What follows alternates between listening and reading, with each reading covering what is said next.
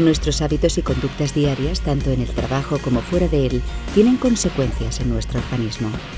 La dieta, el consumo de tabaco, alcohol y otras drogas, así como la obesidad o el estrés, son factores que pueden mermar nuestra salud e incluso tener consecuencias fatales. En la actualidad, cada persona pasa alrededor de un tercio de su vida en el centro de trabajo. Nuestro entorno laboral llega a convertirse casi en nuestra segunda familia, influyendo en nuestro estado de ánimo, relaciones sociales y la vida en general. Entonces, ¿dónde mejor podemos vigilar nuestra salud que en este entorno? La vigilancia de la salud consiste en una serie de actividades integradas, no solo referidas a la medicina del trabajo, para conseguir evitar que los riesgos derivados del trabajo dañen a la salud del trabajador. Las características que tiene que reunir la vigilancia de la salud de acuerdo con la normativa son, en primer lugar, debe ser garantizada por el empresario en todo momento, debe ser voluntaria para el trabajador, salvo en unos supuestos legalmente establecidos, tiene que ser gratuita, documentada, planificada y en algunos casos incluso ser prolongada después de la propia actividad laboral, de la vida laboral del trabajador. Así, la vigilancia de la salud en la empresa engloba una serie de actividades referidas tanto a individuos como a colectividades y están orientadas a la prevención de riesgos laborales, cuyos objetivos generales tienen que ver con la identificación de problemas de salud y la evaluación de intervenciones preventivas. La vigilancia de las enfermedades y lesiones de origen profesional consiste en el control sistemático y continuo de los episodios relacionados con la salud en la población activa, con el fin de prevenir y controlar los riesgos profesionales, así como las enfermedades y lesiones asociadas a ellos. A partir de las conclusiones obtenidas, se elaborará un plan preventivo. Aunque la vigilancia de la salud es una actividad propia del ámbito de la medicina del trabajo, supone una relación de interacción y complementariedad multidisciplinar con el resto de integrantes del servicio de prevención. Necesita nutrirse de informaciones productivas por otros especialistas y aporta, a su vez, los resultados de su actividad específica al ámbito interdisciplinar de la evaluación de riesgos y la planificación de la prevención. Su objetivo es la creación de un entorno laboral más sano y seguro mediante la concienciación de todos los agentes implicados en la cultura de la salud. Esto se traduce en la promoción de estilos de vida saludables y en la valoración y análisis de los factores de riesgo de las empresas en función de su tamaño, sector de actividad, puestos de trabajo existentes y recursos disponibles. Los trabajadores y trabajadoras son conscientes de la importancia de la vigilancia de la salud, esto es, los reconocimientos médicos específicos en función del puesto de trabajo que desarrollan. Lo que ocurre es que en algunos casos la vigilancia de la salud se lleva en la empresa solo con un carácter puramente formal, es decir, no tienen la calidad que debieran tener y en esos casos los trabajadores no sienten su salud tutelada por el empresario. La empresa ha de velar por nuestra salud, evitando y controlando los factores riesgo a los que estamos expuestos mientras trabajamos. Pero, ¿qué ocurre con el cáncer, el infarto u otras dolencias coronarias que no parecen tener relación con nuestro trabajo?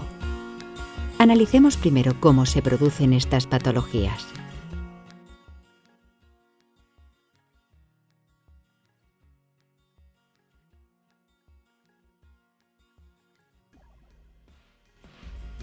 Un infarto es la falta de aporte sanguíneo a una determinada parte del organismo, como consecuencia de la obstrucción de las arterias o arterias que correspondan, que son las que tienen que llevar ese aporte sanguíneo a esa parte del organismo.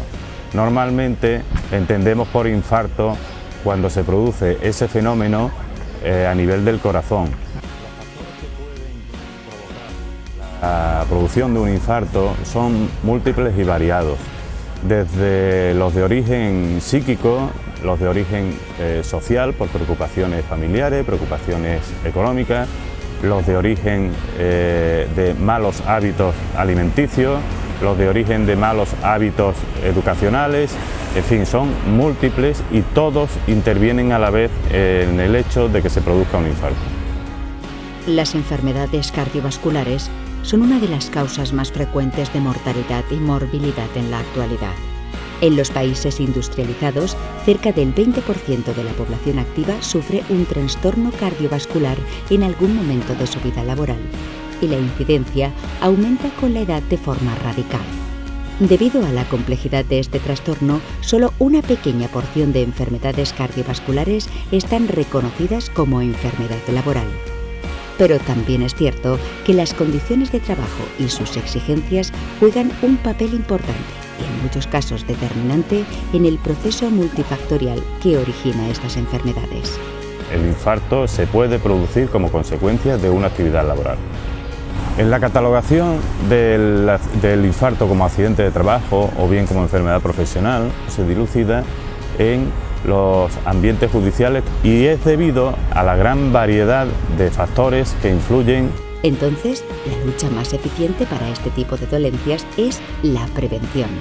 Y para prevenir se deben identificar cuáles son los factores de riesgo, tanto a nivel general como laboral, agrupándolos en categorías. Hablaremos de factores psicosomáticos, como la hipertensión arterial, factores de comportamiento o hábitos nocivos, como el tabaquismo o la malnutrición, y por último, los factores de tensión en los campos laboral, social y privado. Estos factores no necesariamente tienen que provocar una enfermedad cardiovascular, pero sí que pueden acentuar una dolencia ya existente. El estrés, por ejemplo, aunque no llegue a causar un infarto, puede tener alguna incidencia en la aparición de anginas de pecho, taquicardias u otro tipo de dolencias relacionadas. La vigilancia de la salud debe establecer mecanismos que ayuden a identificar y erradicar tanto los factores de riesgo que hay en el lugar de trabajo como los hábitos de la persona que sean poco saludables. Las enfermedades cardiovasculares no solo pueden prevenirse, sino es la mejor manera de evitarlas.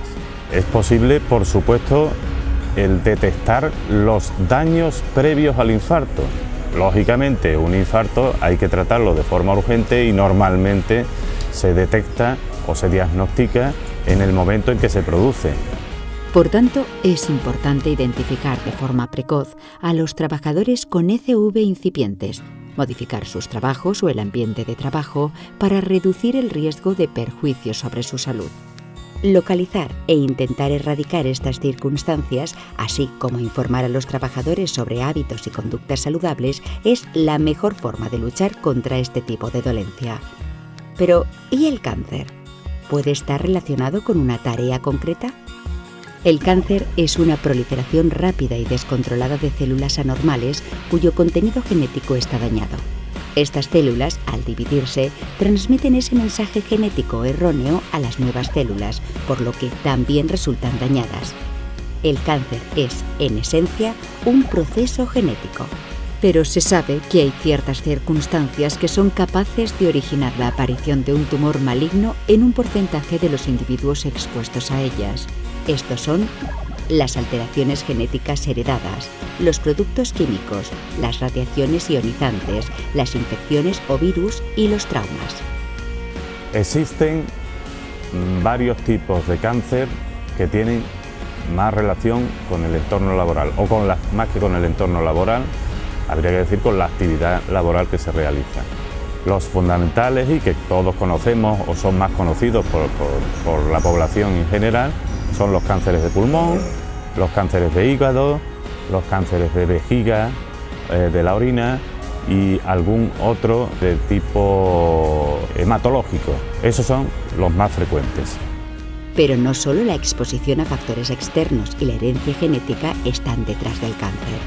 Los malos hábitos y adicciones pueden originar el desarrollo de esta enfermedad. Por ejemplo, se ha demostrado que adicciones como el tabaquismo o una deficiente alimentación aumentan la probabilidad de desarrollar esta enfermedad. El mejor aliado contra el cáncer es la prevención. Por eso, una de las tareas principales a llevar a cabo desde la vigilancia de la salud es informar a los trabajadores acerca de hábitos saludables y sobre cómo afectan determinados estilos de vida a nuestra salud. Esto se conoce como la cultura de la salud. Pero, ¿y en cuanto a factores ambientales ajenos a la propia persona y que se dan en el puesto de trabajo? Determinados entornos laborales o determinadas actividades laborales en las que intervienen determinados productos que pueden y que está demostrado que producen cáncer. Entonces, por eso, en nuestras actividades como servicios de prevención nos dedicamos fundamentalmente a la detección de esos factores de riesgo que pueden provocar la aparición de un cáncer en los trabajadores. El hecho de que sea la incidencia menor no significa que no consideremos el asunto como un asunto de gran gravedad. En definitiva, si los mejores aliados contra el cáncer son la prevención y la detección precoz, resulta indispensable la promoción de un entorno laboral más sano y de hábitos saludables en el ámbito personal. Si a esto le sumamos la vigilancia de la salud en el puesto de trabajo mediante revisiones médicas y análisis periódicos, conseguiremos reducir mucho las probabilidades de sufrir este tipo de enfermedad y, por tanto, mejorará nuestra calidad y esperanza de vida. Pero también existen enfermedades que afectan a nuestro bienestar psicológico y que pueden tener efectos físicos e incluso llegar a provocar un accidente. ¿Existen en el entorno de trabajo factores desencadenantes? Una vez más, la respuesta es sí. Nos centraremos en el estrés, el acoso laboral, el mobbing y el síndrome del quemado o burnout. El estrés, el mobbing, el burnout, el acoso, son todos manifestaciones de lo que conocemos actualmente como los riesgos psicosociales. Son una serie de riesgos que los trabajadores y trabajadoras pueden padecer y que, sin embargo, no son tangibles, no son visibles, se van produciendo a lo largo del tiempo. Está más relacionado, por ejemplo, el mobbing con el acoso, que es más o menos lo mismo, pero de una forma más continuada, está muy relacionado, por ejemplo, el estrés con el burnout. El estrés, el sufrimiento continuo del estrés llega a producir el burnout, que es lo que conocemos como síndrome de estar quemado, ¿no?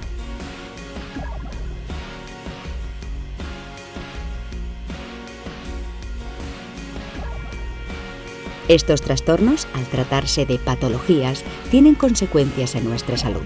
El problema es que la detección no resulta sencilla, puesto que este tipo de enfermedades afectan en primer término a la salud mental del trabajador, y eso, a priori, no es tangible.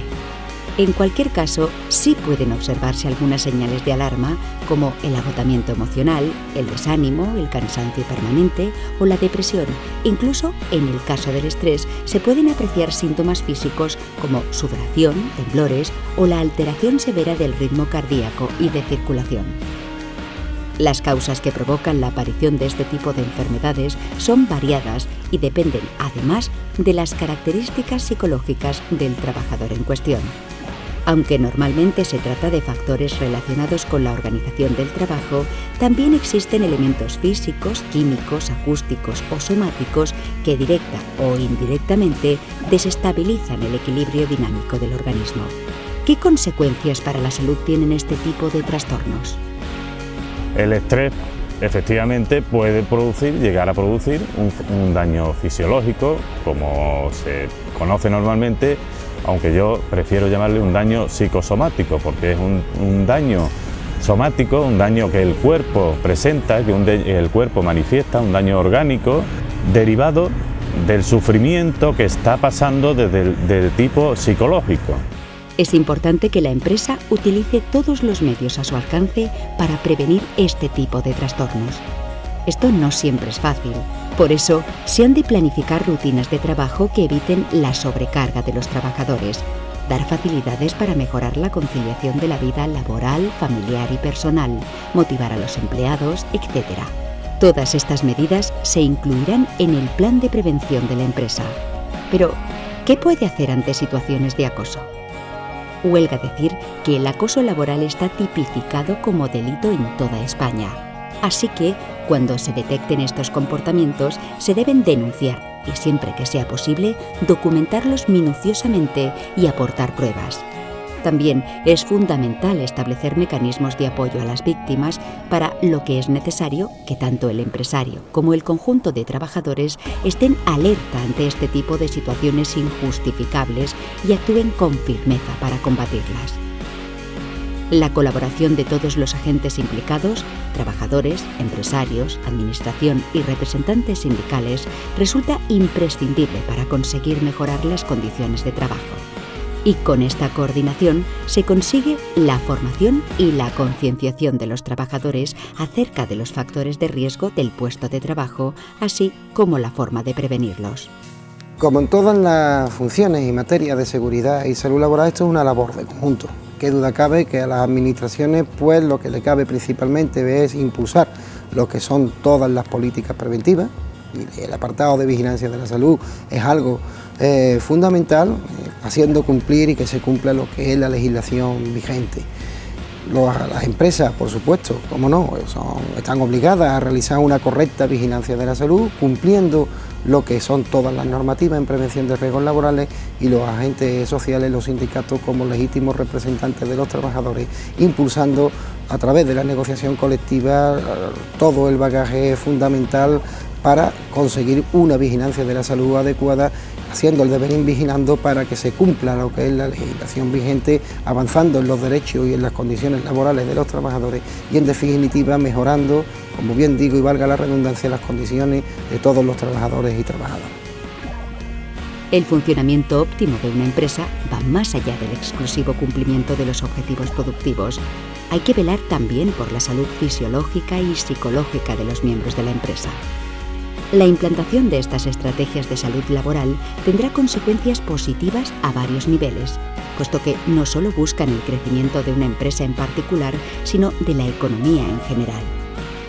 El crecimiento estratégico de las empresas españolas, el hacerlas más competitivas, no solo a nivel nacional, sino también internacional, provocará el crecimiento de las economías regionales y nacionales. Y todo esto sin descuidar a los principales eslabones de la cadena de producción, los trabajadores. Dados los niveles de siniestralidad que tenemos en las empresas andaluzas, los accidentes que sufren los trabajadores y las trabajadoras en su trabajo, es fundamental el que el sindicato, el que la Unión General de Trabajadores haga un seguimiento permanente del cumplimiento de las normas en materia de seguridad y salud laboral. Por lo tanto, es una de las actividades fundamentales en la actualidad de la UGT y una prioridad a la hora de mantener nuestra presencia en las empresas.